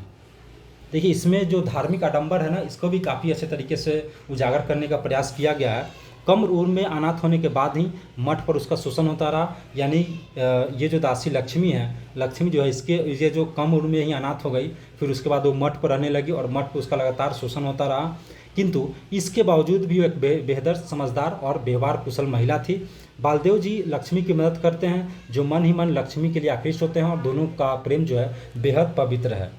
देखिए बालदेव जो एक कौन है? कांग्रेसी कार्यकर्ता है। वो मन ही मन लक्ष्मी से प्रेम करते हैं और उसके तरफ आकृष्ट होते हैं। और इन दोनों के बीच में जो प्रेम प्रसंग है वो काफ़ी पवित्र है, बेहद पवित्र है। डॉक्टर प्रशांत कुमार भी एक अनाथ बच्चा था। जैसे देखिए लक्ष्मी जो है कम उम्र में ही अनाथ हो गई, ठीक उसी प्रकार से डॉक्टर प्रशांत भी है, एक अनाथ बच्चा था, लेकिन उसे एक आश्रम ने संरक्षण में ले लिया। यानी कि डॉक्टर प्रशांत जो था एक अनाथ बच्चा था और उसको एक आश्रम ने अपने संरक्षण में ले लिया। फिर वहीं से उसने अपनी डॉक्टरी की शिक्षा पूरी की और वो पूरी करके वो विदेश में भावनाएं तलाशने के स्थान पर, देखिए जैसे कि उसने डॉक्टर प्रशांत ने जब अपनी डॉक्टरी की शिक्षा जब पूरी की तो जनरली ऐसा होता है ना कि कोई अगर डॉक्टर बन जाए तो वो अपने गांव से निकलना चाहता है। गांव में जो पिछड़ेपन होता है, जो समस्याएं होती है, उससे वो बाहर निकलना चाहता है, उससे वो ठीक करने की कोशिश नहीं करता है। लेकिन डॉक्टर प्रशांत अपनी डॉक्टरी की शिक्षा पूरी करने के बाद वो ये नहीं तलाशते हैं कि मैं विदेश में जाकर के कमाऊँ, वहाँ पर अपना कैरियर को देखूं। इसके स्थान पर जब वो अपने गांव के जो पिछड़ेपन की जो हालत थी उसे वो सुधारने का कोशिश करते हैं। और ये जो दौर था ना, इस दौर में काफ़ी हद तक मलेरिया, कालाजार और हैजा जैसी बीमारी काफ़ी फैला हुआ था और इसका इलाज ढूंढने का निर्णय लेते हैं। यानी डॉक्टर प्रशांत जो है डॉक्टरी की शिक्षा पूरी करता है और वो विदेश ना जा करके अपने ही गांव में जो पिछड़ेपन की हालत थी, जैसे कि मलेरिया, कालाजार, हैजा, ये सारी बीमारियां उसमें काफ़ी फैली हुई थी। और ये डिसीजन लेता है, ये निर्णय करता है कि मैं यहीं पर रह करके, गाँव में ही रह करके इन सारी बीमारियों का इलाज ढूंढूंगा। और ये जो दौर है ना, ये मलेरिया, कालाजार और हैजा का काफ़ी इस टाइम काफ़ी लेवल पे फैला हुआ था, जिसको मैला आंचल में फणीश्वर नाथ रेणु जी ने दिखाने का प्रयास किया है। आप इससे ही अंदाज़ा लगा सकते हैं कि अंग्रेज ये खुद बोला करते थे कि जब ये मलेरिया, कालाजार और हैजा, खास करके जब हैजा फैला तो ये कहते थे कि भारत की हवा में ही ऐसी कोई चीज़ है जो ऐसी बीमारियों को जन्म देती है। हालांकि ऐसा नहीं था, पर गाँव वालों की असल बीमारी तो गरीबी और जहालत थी। लेकिन ये बीमारी तो चलिए ठीक हो सकती थी कुछ दिनों बाद या अच्छे से इलाज होने पे, लेकिन गांव की जो असल बीमारी थी ना, वो थी उनकी गरीबी। कौन सी? उनकी गरीबी और उनकी जहालत, यानी कि उनमें ज्ञानता का ना होना, और वो गरीब थे, ये उनकी सबसे बड़ी समस्या थी। निर्धन और विवश किसानों की स्थिति जानवरों से बदतर थी। यानी जो गरीब थे और जो गाँव के किसान थे उनकी स्थिति काफ़ी खराब हो चुकी थी। मतलब ये कह सकते हैं कि जानवरों से भी इनकी बदतर स्थिति थी। परंतु समय के साथ किसानों में जागरण होना प्रारंभ हुआ और स्थिति में परिवर्तन के आसाएं जागने लगी। भिन्न भिन्न विचारधाराओं का आगमन हुआ। जब ये दौर चला तो जैसे मैंने शुरू में आपको बताया कि पहले कांग्रेसी या फिर आपके जो सोशलिस्ट पार्टी हैं, यानी कि जो कम्युनिस्ट विचारधारा के लोग हैं, वो सारे धीरे धीरे यानी जो विचारधाराओं का आगमन होने लगा गांव में, अलग अलग विचारधाराओं का, बालदेव विरोध के लिए गांधी जी के चरखा करघा के माध्यम से आत्मनिर्भरता लाने के प्रयास करता है, तो कालीचरण सोशलिस्ट क्रांति कर अपनाता है। देखिए बालदेव जो कि एक कांग्रेसी कार्यकर्ता था, तो ये कोशिश करता है कि गांव में आत्मनिर्भरता लाए, और ये अपने कंधे पे गांधी जी का चरखा लेकर के आता है, ठीक है। और उसी तरीके से जो कालीचरण है, ये एक देखिए ये कालीचरण जो है, कालीचरण जैसे मैंने कहा कि ये आपका बालदेव जो है कांग्रेसी कार्यकर्ता है, ठीक उसी प्रकार ये आपका कालीचरण जो हो जाएगा, ये आपका सोशलिस्ट कार्यकर्ता, इसको आप कह सकते हैं, क्या कह सकते हैं, सोशलिस्ट कार्यकर्ता। और जब बालदेव जब चरखा लेकर के आता है गांव में, चरखे के माध्यम से सोचता है कि आत्मनिर्भरता लाया जाए, तो ठीक उसी प्रकार कालीचरण जो है सोशलिस्ट क्रांति को अपनाता है, और वो उस विचारधारा को गांव में लाता है और उससे अपनी बेहतर करने की कोशिश करता है। डेट मीन्स कालीचरण जो है ये किससे प्रभावित था, किस विचारधारा से, तो ये सोशलिस्ट क्रांति से प्रभावित था। इसी प्रकार से कई अंदल भी गांव में प्रवेश करते हैं, फिर हम आगे देखेंगे। परंतु स्वतंत्रता के पश्चात ये सब उलझ कर रह जाता है, यानी जब आज़ादी मिलती है तो कोई काफ़ी बड़े पैमाने पर चेंजिंग गाँव में दिखता नहीं है। वामन दास की कहानी इसी उलझन को दर्शाता है, यानी इस मैला आंचल में जो एक वामन दास की कहानी बताई गई है, ये कहानी इसी को दर्शाता है कि स्वतंत्रता के बाद भी सब इसी में उलझ के रह गए, गांव में कोई परिवर्तन हुआ नहीं, उनकी स्थिति जैसी थी गांव वाले की वैसे ही रह गई। वह व्यथित है और गांधी जी से अपने प्रश्नों का उत्तर चाहता है, और वो काफ़ी व्यथित हो जाता है, तो गांधी जी से अपने प्रश्नों का उत्तर पूछता है। बेसिकली उसका उत्तर यही होगा कि गांव में जो ये पिछड़ेपन की स्थिति है, इससे आज़ादी के पश्चात भी क्या सुधार हुआ, उससे अपना पूरा जीवन जिस कांग्रेस के लिए कार्य करते हुए जिनका विरोध किया, अंततः वह पार्टी उसी सब कुरीतियों और षड्यंत्रों का शिकार बन रही थी। यानी बाद में भी काफ़ी हद तक कांग्रेस जो है उसी कुरीति और उसी षड्यंत्र का, जिसमें वामन दास जो है कांग्रेस के लिए प्रचार प्रसार करता है, और बाद में ये जो है उसी कुरीति और उसी षड्यंत्र का शिकार होने लगता है। बाकी राजनीतिक दल भी मात्र सत्ता के लोभी बन कर रह जाते हैं, और जातिगत जोर घटाव शेष रह जाता है। यानी कि इसके अलावा भी जो कांग्रेस के अलावा जो कई सारे सोशलिस्ट पार्टी, कम्युनिस्ट वाले जो आए गांव में, जो उनकी विचारधारा आई, और ये जो राजनीतिक दल आए, उनके लिए भी ये उनका जो मेन फंडा था वो किसी ऐसा नहीं था कि गांव के पिछड़ेपन को दूर करना है। उनका एक ही फंडा था कि कैसे सत्ता का लोभी बना जाए, कैसे वो सत्ता को प्राप्त करे। और वहाँ पर ये क्या करते हैं, जातिगत जो जोर घटाव है, खास करके आप जब बिहार में देखेंगे, तो जब बिहार में इलेक्शन होता है ना, तो आज भी यहाँ पे जातिगत जोर घटाव बड़ी पैमाने पर होती है। यहाँ चुनाव का विश्लेषण इन सारी चीज़ों को हट करके जाति पर विशेष तौर पे फोकस किया जाता है कि कैसे जातिगत जोर घटाव करके और कैसे जातियों का जो एक केमिस्ट्री जोड़ा जाता है ना, उसको लेकर के इन्होंने मैलांचल में काफ़ी बेहतर तरीके से इन्होंने दिखाने का प्रयास किया है। इन सब द्वंद्व में उलझे प्रत्येक किरदार भी अपनी समस्याएं हैं, अपनी उलझने हैं, अपनी कहानी है, जो सब कभी एक दूसरे से विपरीत है तो कभी एक साथ चलती है। कथा का अंत इस संकेत के साथ होता है कि युगों से सोई हुई ग्राम चेतना तेजी से जाग रही है। यानी इसमें जो मैला आंचल में जो कथा बताया गया है, जो कहानी कही गई है, इस कहानी का अंत इसी के साथ होता है, इसी संकेत के साथ होता है कि ये जो लंबे अरसे से, कई युगों से जो गांव की चेतना जो सोई हुई थी, ये चेतना अब जाग रही है। अब इसके सामाजिक संदर्भ को देखते हैं कि मैला आंचल में जो सामाजिक संदर्भ की जो चर्चा की गई है उसके बारे में। मैला आंचल अंचल विशेष के समाज का समग्र चित्र प्रस्तुत करती है। इस दृष्टि से इसे सामाजिक उपन्यास भी कह सकते हैं। यानी ये जो इनका मैला आंचल है ना, कौन सा उपन्यास है, मैला आंचल है, इसे तो हम क्या कह सकते हैं, एक तो आप आंचलिक उपन्यास कह सकते हैं। कौन सा उपन्यास कह सकते हैं, जस्ट अ सेकेंड, ये करेक्शन ठीक कर लेता हूँ मैं। इन्हें आप आंचलिक उपन्यास कह सकते हैं। क्या कह सकते हैं, आंचलिक उपन्यास कह सकते हैं। साथ ही जिस तरीके से इसमें समाज का जो चित्रण किया गया है, अंचल विशेष को ध्यान में रखते हुए, क्षेत्र विशेष को फोकस करके जो इसमें समाज का जो चित्रण किया गया है, उसको देख करके इसे सामाजिक उपन्यास भी कहा जा सकता है। क्या कहा जा सकता है, सामाजिक उपन्यास भी कहा जा सकता है। समाज की संरचना एवं सामाजिक संबंध को देखें अगर इस उपन्यास को लेकर के, तो मेरीगंज की एक कहानी है जो कि एक छोटा सा गांव है, परंतु उसमें 12 वर्गों के लोग रहते हैं। यानी ये जो कहानी इसमें जो मैला आंचल में जो दिखाया गया है रेणु जी के द्वारा, जो कि उस गांव का नाम है मेरीगंज, और इस गांव में बताया गया है कि एक छोटा सा गांव है और इसमें 12 वर्ग, कितने, 12 वर्गों के लोग रहते हैं, ठीक है। और प्रत्येक जाति का अपना मोहल्ला है जिसे गांव में टोली कहते हैं। ध्यान रखिएगा, ये जो 12 वर्ग या आप इसको जाति कह सकते हैं, और ये जो अलग अलग जातियां हैं, ये जो अलग अलग जो वर्ग है ना, इन सब का अपना अलग अलग मोहल्ला है जिसको टोली कहते हैं। देखिए आजकल विशेष रूप से अभी भी ये आपको सुनने को मिलता है, टोली या टोला भी कहीं आपको मिल जाएगा। जब आप बिहार की तरफ मूव करेंगे तो आप भी अब जाएंगे तो वहाँ पे कई सारे मोहल्ला को टोली या टोला भी बोला जाता है। वहाँ पे अलग अलग जातियाँ, इस दौरान जो बताया जा रहा है कि प्रत्येक जाति का अपना अपना मोहल्ला था। यानी मान लीजिए कि अगर कोई ब्राह्मण टोला है, कौन सा टोला है, मान लीजिए अगर कोई ब्राह्मण टोला है या कोई राजपूत टोला है या कोई कास्त टोला है, तो ब्राह्मण टोला में सिर्फ ब्राह्मण रहेंगे, राजपूत टोला में सिर्फ राजपूत रहेंगे, कास्त टोला में कुछ सिर्फ कास्त रहेंगे, यादव टोला में सिर्फ यादव रहेंगे। और खास करके आप बिहार से बिलोंग करते हुएगा, बिहार झारखंड यूपी वाले इस लोकल एरिया से बिलोंग करते हुएगा, तो आपको ये पता होगा कि जाति का जो टोला है, जो मोहल्ला है, कैसे इनका जो आज भी ये देखने को मिलता है। और इसी बात को रेणु जी ने इस उपन्यास में दर्शाया है।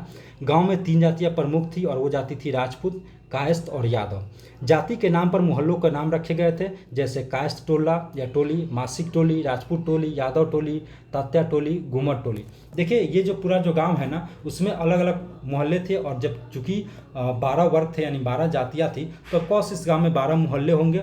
और 12 मोहल्लों के अलग अलग, इसमें जो अलग अलग जो मोहल्ला है ना, उसमें जाति के नाम पे इसमें नाम रखा गया था। और उसमें विशेष करके जैसे मान लो अगर हम बात करें कास्ट टोली को लेकर के, तो कास्ट टोली में जाओगे आप तो वहाँ पे यानी कि इस कहानी के ये उपन्यास के लिए दर्शाया गया है कि कास्ट टोली में मैक्सिमम जो लोग होंगे मतलब किस जाति से रहते होंगे, कास्ट से रहते होंगे, ठीक है। या मासिक टोली, राजपूत टोली में ज़्यादातर राजपूत रहेंगे, यादव टोली उसी तरीके से, तात्या टोली, घूमर टोली। तो अलग अलग ये टोला बनाया गया था, अलग अलग मोहल्ला बनाया गया था। तो आप देख सकते हैं कि ये जो समाज का जो जातिगत गणना है या जातिगत जो जोड़ घटाव है, कैसे इन्होंने यूज किया होगा। ये जो राजनीतिक दल जो कांग्रेस या सोशलिस्ट पार्टी जो बाद में आज़ादी के बाद इस गांव में मूव करते हैं, इस उपन्यास के जरिए, मैंने जो उपन्यास में जो कहानी बताई गई है, तो इसमें कैसे ये अपना जातिगत तालमेल बनाते हैं, इसका जोड़ घटाव करते हैं। हालांकि ये जो आपका जातिगत जोड़ घटाव है ना, आज भी आपको बिहार में देखने को मिल जाएगा। आप न्यूज़ वगैरह में सुनते हुएगा, और खासकर आप बिहार, झारखंड, यूपी से बिलोंग करते हुएगा, तो ये आपसे आसानी से आप इससे परिचित होंगे। इन जातियों और उपजातियों में लोगों में परस्पर ईर्ष्या द्वेष, वैमनस्य, मनमुटाव, झगड़े, एक दूसरे को नीचा दिखाने की मनोवृत्ति है। ये चीज़ें तो कॉस होनी ही थी। अलग अलग जातियों के अलग अलग मोहल्ले थे, अलग अलग टोला था। तो ये सारी जो जातियाँ थी और उपजातियाँ थी, दोनों हमेशा एक दूसरे में ईर्ष्या और द्वेष करते थे, एक दूसरे से चिढ़ते थे। वैमनस्य था एक दूसरे को लेकर के।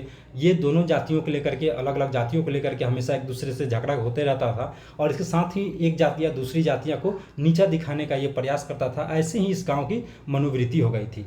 ऊंच नीच, छुआछूत की भावना इसमें दिलो दिमाग पर इस कदर छपी हुई थी कि गाँव वालों के बीच सौहार्द और एवं सहयोग न होकर उसके बीच दरारें बढ़ती जा रही थी। यानी ये जो जातिगत जो मसला था, जो ऊंच नीच छुआछूत का जो भावना था, ये लोगों के मन में इस कदर बैठ चुका था ना, इस कदर ये छाप बना चुका था कि इस गांव में सौहार्द और सहयोग का कोई नामो निशान ही नहीं था। इन जातियों के बीच में, गांव के में लोगों के बीच में ये दरारें बढ़ती जा रही थी। हर समय ये एक दूसरे को नीचा दिखाने की कोशिश करते थे, एक दूसरे से चिढ़ते थे, जलते थे। भंडारे के अवसर पर राजपूत टोली वाले के साथ ब्राह्मण टोली के लोग भोजन करने से मना कर देते थे। आप ये देख सकते हैं कि जब कहीं पे कोई भंडारा वगैरह होता था ना, तो जो राजपूत टोली के वाले लोग हैं वो ब्राह्मण टोली वालों के साथ भोजन करने से मना करते थे। जो तट्टा टोली वाले हैं वो किसी अंदर यादव टोली वाले से मना करेंगे, यादव टोली वाले किसी और टोली से मना करेंगे। यानी जातिगत वैमनस्य इतना फैला हुआ था कि दोनों एक दूसरे के साथ, यहाँ तक कि भंडारे जैसे अवसर पर भी एक दूसरे के साथ बैठते नहीं थे। उनका कहना था कि हम दूसरी जातियों के साथ बैठ के नहीं खाएंगे। डैट मीन्स अगर मान लीजिए कि अगर कोई भंडारा होता है, क्या होता है, अगर कोई भंडारा होता है तो इनके अकॉर्डिंग, यानी जो समय जो स्थितियाँ थी, जैसे अगर ये मान लेते हैं राजपूत कौन कौन से थे, उसमें कायस्थ बेसिकली जो कायस्थ थे और यादव थे, और आप एक ब्राह्मण ले सकते हैं। तो स्थिति ऐसी थी कि ब्राह्मण यादव के साथ बैठ के नहीं खाएगा, यादव कायस्थ के साथ नहीं, कायस्थ राजपूत के साथ नहीं, राजपूत ब्राह्मण के साथ नहीं, राजपूत कायस्थ के साथ नहीं, कायस्थ यादव के साथ नहीं, यादव ब्राह्मण के साथ नहीं। मैंने एक दूसरे में, इसके अलावा भी जितनी भी जातियाँ थी, एक दूसरे में काफ़ी दरारें फैली हुई थी, एक दूसरे के साथ बैठ कर खाना भी नहीं चाहते थे। उसके लिए अलग अलग प्रबंध किया जाता था। तो जब एक दूसरे अलग, यानी कि मान लीजिए कि राजपूतों के लिए अलग स्पेस बनाइए, वहाँ पर सिर्फ राजपूत वाले बैठ के खाएंगे। कायस्थों के लिए अलग जगह बनाइए, वहाँ पे सिर्फ कायस्थ बैठ के खाएंगे। यादवों के लिए अलग बनाइए, वहाँ पे सिर्फ यादव बैठ के खाएंगे। ब्राह्मणों के लिए अलग जगह रखिए, वो अलग एरिया में बैठ के खाएंगे। दैट मीन्स जितनी जातियाँ उतना आपको स्पेस बनाना पड़ता था, और वहाँ पे सिर्फ वही जाति विशेष के लोग ही बैठ कर खाना खाते थे।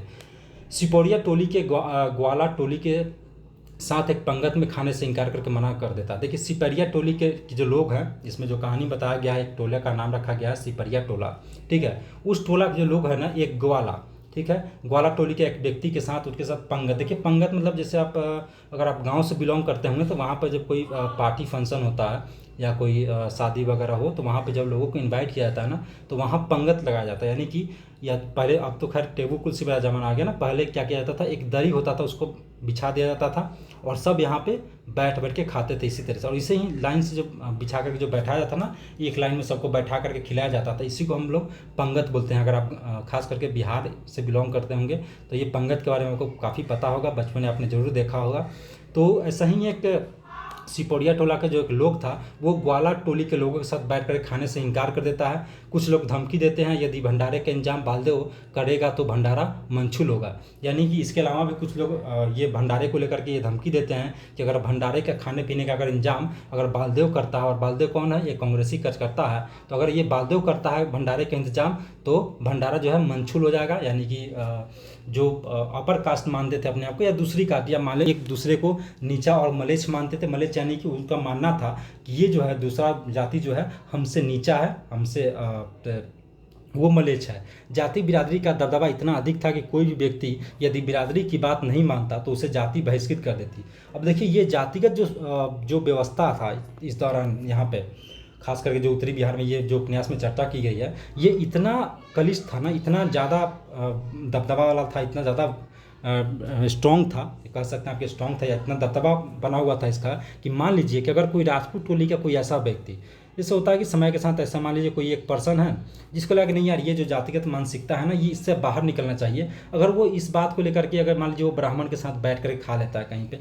या यादव के साथ बैठ के खा लेता है, या कास्ट के साथ बैठ के खा लेता है, या कास्ट वाले किसी राजपूत के साथ बैठ के खा लेते हैं, तो जातियों और बिरादरी का इतना इस समय दबदबा था कि उस व्यक्ति को उस जाति से निकाल दिया जाता था, यानी बहिष्कृत कर दिया जाता था। यानी मान लीजिए कि कोई राजपूत जाति या कोई व्यक्ति अगर ब्राह्मण के साथ बैठ के खा लिया, तो राजपूत जाति वाले लोग क्या करते थे, उस व्यक्ति को उस राजपूत जाति से बहिष्कृत कर देते थे, यानी उसको इस राजपूत समाज से अलग कर देंगे।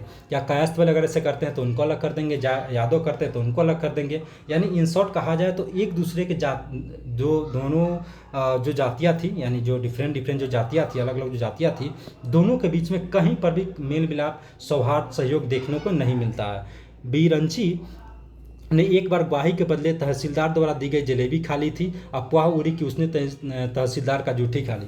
देखिए इस कहानी में बताया गया कि एक बिरंची नाम का जो व्यक्ति है, और वो एक गवाही देने जाता है, और एक तहसीलदार के द्वारा, जो उसको एक तहसीलदार है, वो बिरंची को एक जलेबी देता है और वो जलेबी खा लेता है। और अफवाह ये उड़ जाती है ना कि ये जो बिरंची है ना, उसने तहसीलदार का जूठा खा लिया है। बस उसे सज़ा सुनाई गई। लोगों ने कहा जाति बिरादरी का मामला है, इसमें वो कुछ नहीं बोल सकते। सिर्फ इतनी अफवाहें उड़ती है कि बिरंची जो है तहसीलदार का जूठा खा लेता है, हालांकि वो उसके द्वारा दिया गया जलेबी खा लेता है। बस इतनी सी छोटी सी बात पर के बिरंची को सज़ा सुनाई जाती है और उसे जाति बिरादरी का मामला करके ये बोल जाता है कि अब तुम्हें जाति से बहिष्कृत कर दिया जाता है। गाँव में जहालत तो है ही, पूरे गांव में कुल 10 लोग दस्तखत कर सकते हैं। अगर हम जाति का अभी तक जो हम बात कर रहे थे वो तो आपका वर्ग को लेकर के बात कर रहे थे, जातिगत व्यवस्था की बात कर रहे थे। अगर हम यहाँ के शिक्षा की बात करें कि शिक्षा व्यवस्था कैसी थी, तो आप ये समझ सकते हैं कि अनपढ़ या जहालत इतनी ज़्यादा थी कि पूरे गांव में सिर्फ 10 ही लोग दस्तखत कर सकते हैं। कितने लोग? सिर्फ 10 लोग दस्तखत यानी कि सिग्नेचर कर सकते थे। आए दिन संक्रामक रोग यानी कि मलेरिया, कालाजार आदि के कारण लोग परेशान होते थे।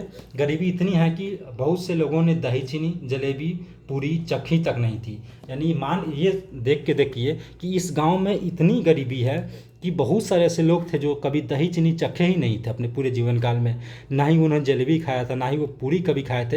यानी ये सारी चीज़ें उन्होंने कभी खाया ही नहीं था। अगर साक्षरता की बात की जाए तो मैंने अभी आपको बताया कि पूरे गांव में सिर्फ और सिर्फ 10 लोग ही है जो वो सिग्नेचर कर सकते थे। यदि विद्यापति के इस योग में प्रेम का मदिरा पिए हुए लोगों के बीच विवाहोत्तर संबंधों को न अनैतिक पाया जाता है और न ही उन पर कोई विशेष ध्यान देता है।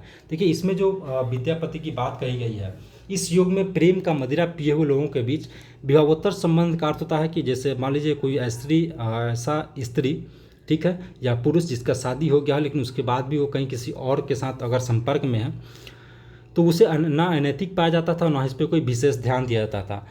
महंत सेवादास भाट, मठ की कोठारीन लवली बालीचरण और चरखा सेंटर की मास्टरनी मंगला देवी, पुलिया और खलासी, रामदास और रामप्यारी, बलदेव और लक्ष्मी, कमला और प्रशांत के संबंध विवाहोत्तर संबंध थे।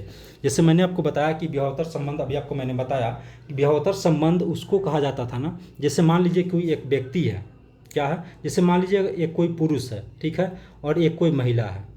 ध्यान से इसको सुनिएगा, विवाहोत्तर संबंध आपको अच्छे तरीके से समझ में आएगा। रिसेंटली विवाहोत्तर संबंध को लेकर के सुप्रीम कोर्ट ने जो जजमेंट दिया था, आई होप कि आप सबको उसमें ध्यान ही होगा। तो मान लीजिए ये पुरुष जो है ना, ये विवाहित है, क्या है, ये विवाहित है, यानी इसका विवाह हो चुका है, और ये महिला भी विवाहित है, क्या है, ये महिला भी विवाहित है, यानी दोनों का विवाह हो चुका है। तो अगर ये पुरुष शादी होने के बाद किसी गैर औरत के साथ या किसी महिला के साथ अगर उसका संबंध बनाता है तो इसे ही विवाहोत्तर संबंध कहते हैं। या मान लीजिए कोई महिला विवाहित अगर किसी गैर पुरुष के साथ, यानी अपने पति के साथ ना संबंध बना करके किसी गैर पुरुष के साथ संबंध बनाती है तो इसे ही विवाहोत्तर संबंध कहते हैं। उसी तरीके से अगर पुरुष अपने पत्नी के साथ, देखिए पत्नी के साथ तो होगा ही उसका संबंध, लेकिन इसके अलावा भी वो अपने किसी अन्य महिला के साथ, गैर महिला के साथ अगर संबंध बनाता है तो उसे ही बोलते हैं विवाहोत्तर संबंध। और इस संबंध में महंत सेवादास भाट जो कि मठ की कोठारीन, जो इसके अलावा जो मठ की कोठारीन है लवली बालीचरण, और चरखा सेंटर की जो मास्टरानी है मंगला देवी, पुलिया और खलासी, रामदास, रामप्यारी, बालदेव, लक्ष्मी और कमला और प्रशांत के बीच, इन सब के बीच क्या है, विवाहोत्तर संबंध है। और विद्यापति के इस योग प्रेम के मंदिर में विवाहोत्तर संबंध जो है न अनैतिक पाया जाता था और उस ना ही कोई इस पर ध्यान देता था। यानी कि इस दौरान जो आप अगर वैवाहिक संबंध में आप फंसे हुए हैं या कर रहे हैं तो ये ना ही तो अनैतिक है और ना ही कोई इस पर विशेष ध्यान देता था। कमला तो विवाह से पूर्व ही गर्भवती हो गई थी, पर गांव में कोई तूफान नहीं आता है। देखिए कि जातिगत मानसिकता इतने लेवल पे है, लेकिन ये कमला जो है विवाह से पूर्व ही गर्भवती हो गई थी, लेकिन इस बात में गांव में कोई तूफान नहीं आता है। लेकिन दो जातियां एक साथ बैठ कर खाना नहीं खाती है।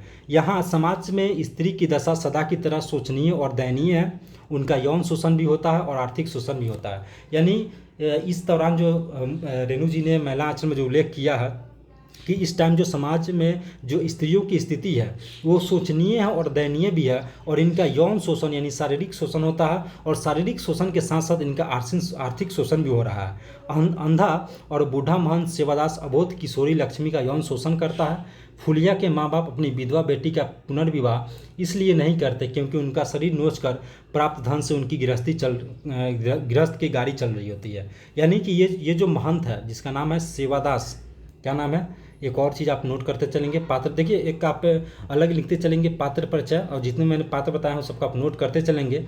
महंत है और उस महंत का नाम क्या है, सेवादास। क्या नाम है, महंत सेवादास, और ये अंधा है और बूढ़ा भी है। इसके बावजूद भी ये अबोध किशोरी जिसका नाम लक्ष्मी है इसका यौन शोषण करता है। इसके अलावा फुलिया का जो माँ बाप है वो अपनी विधवा बेटी का पुनर्विवाह इसलिए नहीं करते हैं क्योंकि उसी के शरीर को नोच करके, यानी डेट मीन्स आप इसको कह सकते हैं ये जो वैश्यवृत्ति करके, यानी कि वो अपने शरीर को बेच करके, यानी उससे जो धन कमाती है उसी से फुलिया के माँ बाप का उसका जो गृहस्थ जीवन है वो चलता है। छोटी छोटी बातों को लेकर औरतों ने कहा सुनी गाली गलौज आम बात है। यानी कि खैर ये तो आज भी अब जब गांव में जाएंगे तो वहाँ पे छोटी छोटी बातों को लेकर के जो औरतें गाली गलौज करती है ये आम बात है, कॉमन सी बात है, ये होते रहता है। रमजू दास की स्त्री और फुलिया की माँ के बीच झगड़ा इस प्रकार के झगड़ों का स्वरूप है। यानी इस कहानी में जो रमजू दास की स्त्री जो है, किसकी, रमजू दास की जो स्त्री है और जो फुलिया की माँ है, इन दोनों के बीच का जो झगड़ा हुआ है ना, ये इस बात को दर्शाता है कि इस दौरान औरतों के बीच में गाली गलौज होना ये कॉमन सा बात है, आम सा बात है। ठीक है, तो आई होप कि अभी तक मैंने जो बताया वो आपको समझ में आ रहा होगा। वीडियो थोड़ा सा लंबा जाएगा क्योंकि उपन्यास की जब हम चर्चा करते हैं तो थोड़ा सा लंबा चला ही जाता है, और ख़ास करके जब ऐसे उपन्यास की हम चर्चा करते हैं जिसे काफ़ी बेहतर स्थान प्राप्त हो, श्रेष्ठ उपन्यास हो हिंदी क्षेत्र में, तो उसमें थोड़ा सा लंबा चली जाता है। अगर देखिए अगर आपको लंबा लग रहा हो तो आप क्या करेंगे, वीडियो को थोड़ा सा पॉज कर लेंगे, साथ ही थोड़ा देर आप बाहर टहल के आएंगे, फिर वहाँ से जहाँ से आपने पॉज किया वहाँ से फिर आप जो है आगे स्टडी करेंगे। देखिए अगर आपको लग रहा होगा ना वीडियो अगर स्लो है तो आप इसको फास्ट फॉरवर्ड भी कर सकते हैं। अंचल निवासियों की अधिदैविक चेतना की हम बात करते हैं। ये जो आपका आंचलिक उपन्यास में बात की गई है कि कैसे लोग अनपढ़ है, अज्ञानी, अंधविश्वासी और लोगों ऐसे ही लोगों की चित्रण की गई है। यानी गाँव के लोग जो अनपढ़ है, अज्ञानी है, अंधविश्वासी है, इसी को आधार बना करके इनके जो अंधविश्वास और ज्ञानी की जो इनका जो चित्रण किया गया है मैला आंचल में, वो काफ़ी बेहतर तरीके से किया गया है। अतः लेखक अंचल में व्याप्त अंधविश्वासों को, जो रूढ़िवादी परंपरा थी, सगुन अपसगुन को, जादू टोना, भूत प्रेत, इन सारे विश्वास में जो इनमें जो लोग जो विश्वास रखते थे, इन सबका चित्र ये प्रस्तुत करते हैं मैला आंचल के जरिए। देखिए, रूढ़िवादी उसको बोलते हैं ना कि वैसी विचारधारा, जो पुरानी विचारधारा हो, लोग उससे बदलना, वैसे लोग जो उससे बदलना नहीं चाहते हैं। सगुन अपसगुन आप लोग जानते हुए होगा, जब आप गांव में जाते होंगे तो वहाँ पे बोला ही जाता होगा कि ऐसा मत करो, ये अपसगुन है, वैसा मत करो, ये सगुन है। इन सारी चीज़ों को लेकर के जादू टोना से आप परिचित होंगे, भूत प्रेत की जो कहानियाँ हैं, जो विश्वास है, इन सारों से आप परिचित ही होंगे। मेरीगंज के लोग देवी देवताओं को कोप और कृपा में विश्वास रखते थे। यानी ये जो मेरीगंज की जो कहानी कही गई है, यहाँ के लोग मानते थे कि अगर हम कुछ गलत करेंगे तो देवी देवता का कोप हो जाएगा हमारे ऊपर, अगर इसलिए अच्छा करेंगे तो उनकी कृपा बनी रहेगी। प्रातःकाल वे करते क्या थे कि कालीधान की ओर मुँह करके माता काली को प्रणाम करते थे, और उनका विश्वास था कि जंगल में भूत प्रेत रहता है। देखिए, ये मानते थे कि जंगल की ओर भूत प्रेत रहता है, और ये जब रोज़ सुबह उठते थे, यानी प्रातःकाल में उठते थे, तो कालीधान की तरफ मुँह करके और माता काली को प्रणाम करते थे। तात्या टोली का नंदलाल, कौन सा टोली इसका? नंदलाल किस टोला का है? इस चीज़ को आप लोग नोट करते चलेंगे। देखिए, अगर आपको नोट नहीं करना है ना, अगर आपको लग रहा हो कि स्टडी करते समय, वीडियो देखते समय अगर नोट नहीं कर सकते हैं, तो आप क्या करेंगे कि इसके स्क्रीनशॉट कर लेंगे, ठीक है। तो नंदलाल जो है किस टोला से बिलोंग करता है? ये तत्या टोला से बिलोंग करता है। देखिए, नंदलाल एक बार जंगल में जाता है और वहाँ वो देखता है कि बगुले की तरह सफ़ेद प्रेतनी ने मिलकर सांप के कोरों से उसकी पिटाई की है। वह कुछ क्षणों में ही वहीं ढेर हो जाता है। यानी ये जो अंधविश्वास की जो कहानी जो छेड़ते हैं लोग, यानी होता कुछ और है, गांव में कहते कुछ और है। देखिए, बेसिकली होता क्या है ना कि आप कहीं पे कोई अगर छोटी मोटी घटना होती है, तो जो व्यक्ति देखता है वो किसी दूसरे व्यक्ति से कहता है। अब वो दूसरा व्यक्ति जो है ना, वो क्या करता है, इसमें थोड़ा सा मिर्च मसाला लगा करके तीसरे व्यक्ति से कहता है। यानी यहाँ हुआ अगर 5 बातें, तो यहाँ तक जाते जाते ये 8 बातें हो जाएगी, यहाँ तक 10 बातें हो जाएगी, और जैसे से आगे बढ़ती है ना, काफ़ी मिर्च मसाला के साथ आगे बढ़ती है।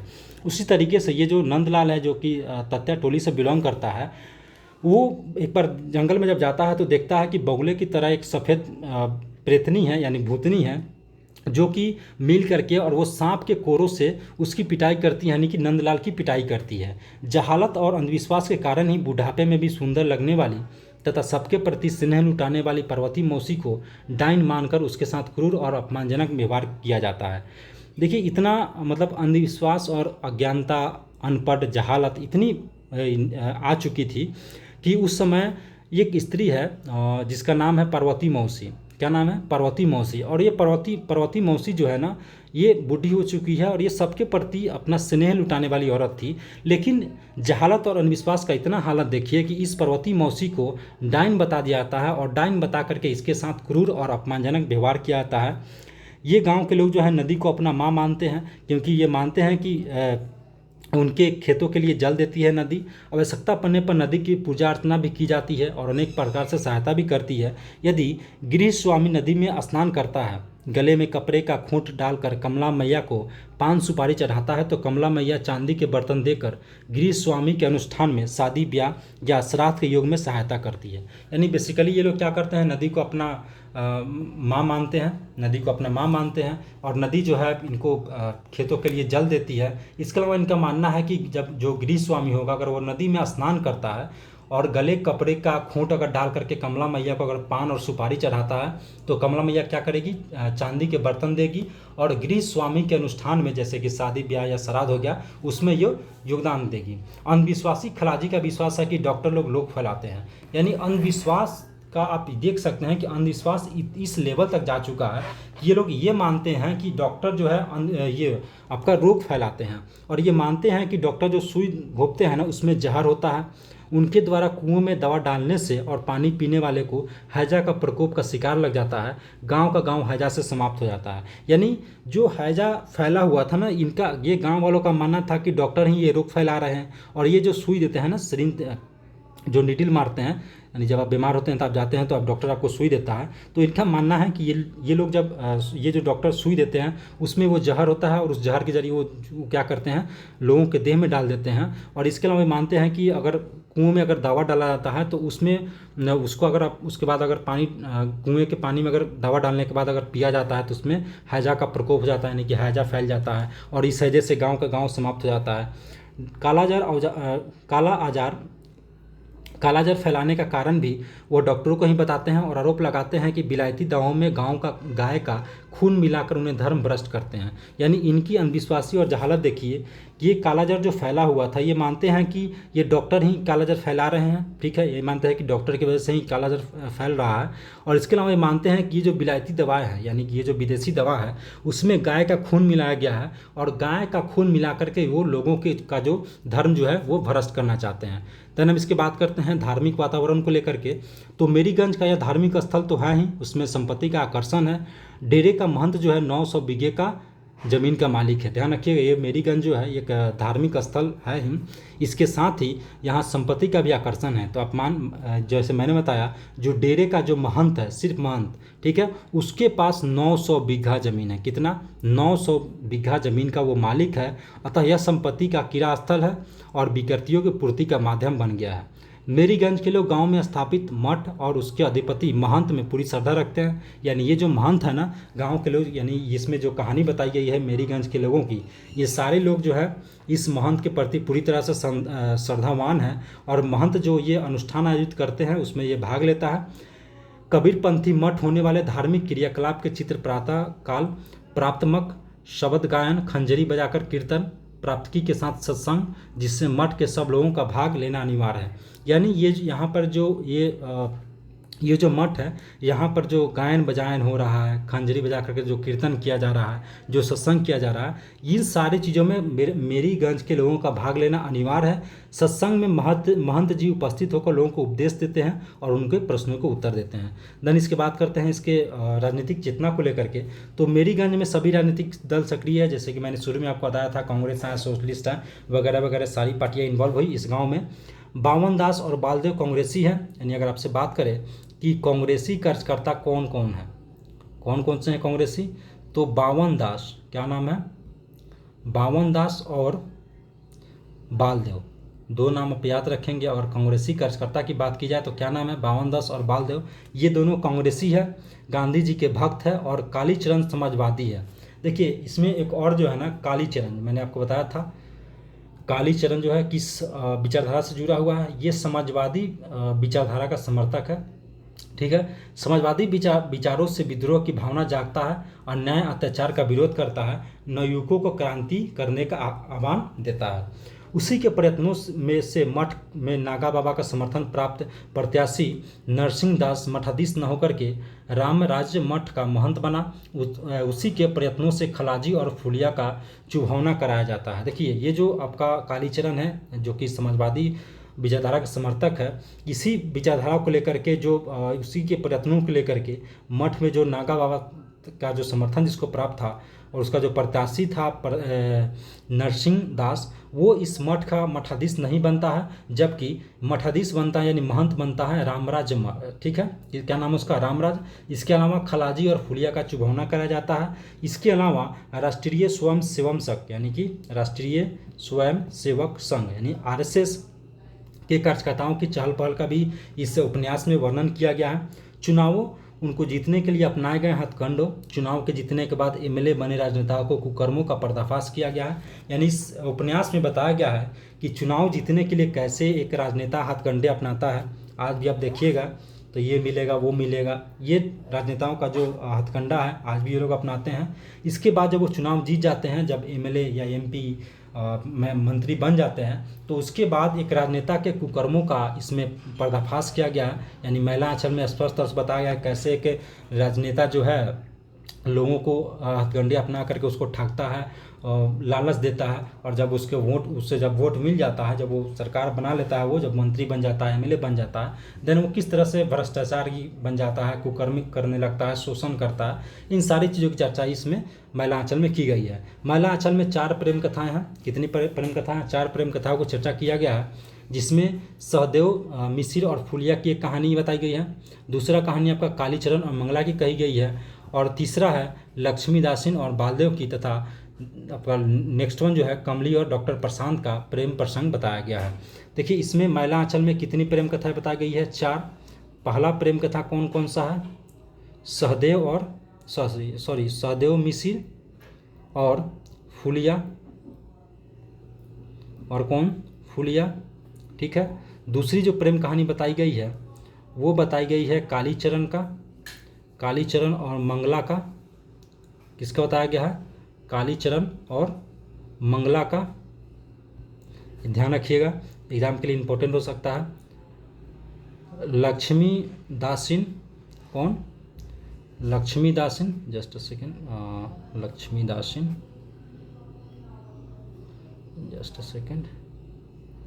लक्ष्मीदासिन और बालदेव का, और